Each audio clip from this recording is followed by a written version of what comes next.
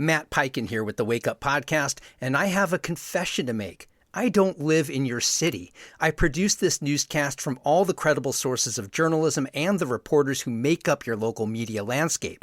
I try to get the names of people and places right, but once in a while I'll mispronounce something. So I want you to set me straight so I don't repeat the mistake. If you hear anything amiss or just want to send feedback on the show, email me at editor@wakeupthenews.org. All right, on with the news.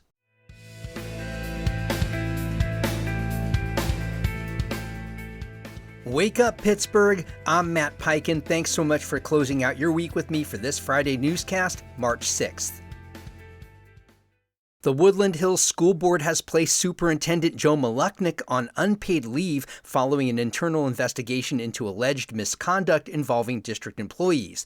The vote comes amid broader allegations of misuse of public funds and months of public questions about district spending. Board members say the investigation began after employees raised concerns. An outside law firm with experience in employment discrimination cases wrote a 12-page review and recommended action. Maluknik denies wrongdoing, saying he faced retaliation after questioning contracts and spending. He has the right to request a public hearing. Read more about this in the Post-Gazette. There's new optimism that the Post-Gazette could continue publishing, even as its current owners move towards shutting it down.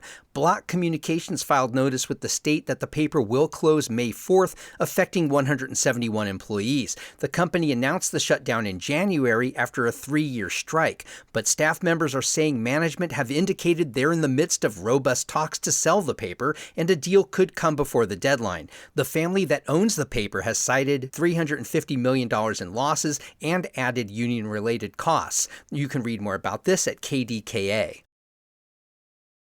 PNC is opening new branches as part of a 300-location expansion, but it's closing more than it's adding so far this year. The bank has opened 5 branches and filed for 9 more. At the same time, it's closed 10 and applied to shut 11 others, according to federal regulators. PNC says it's on track to open 55 branches this year and is adding another 95 in Colorado and Arizona through its $4 billion acquisition of First Bank. None of the changes affect the Pittsburgh area. You can read more about this in the Business Times.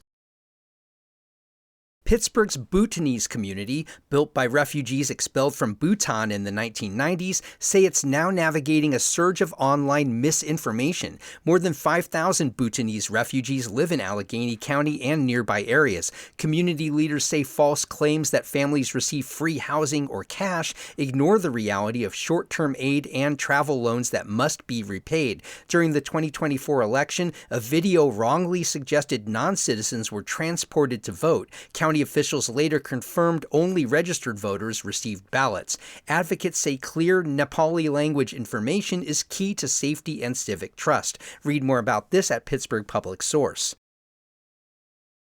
And arts leaders and elected officials gathered at Point Park University to ask what role art should play in Pittsburgh's future. At the Greater Pittsburgh Arts Council's Policy and Action Roundtable, speakers said arts shouldn't be an afterthought in housing, infrastructure, or neighborhood planning. Mayor O'Connor suggested setting aside housing for artists, reimagining the Boulevard of the Allies with green space and public art, and speeding permits to activate vacant storefronts. County Executive Sarah Innamorato urged artists to engage in public planning. Leaders also cited tight budgets and called for stronger corporate support. Read more about this at Public Source.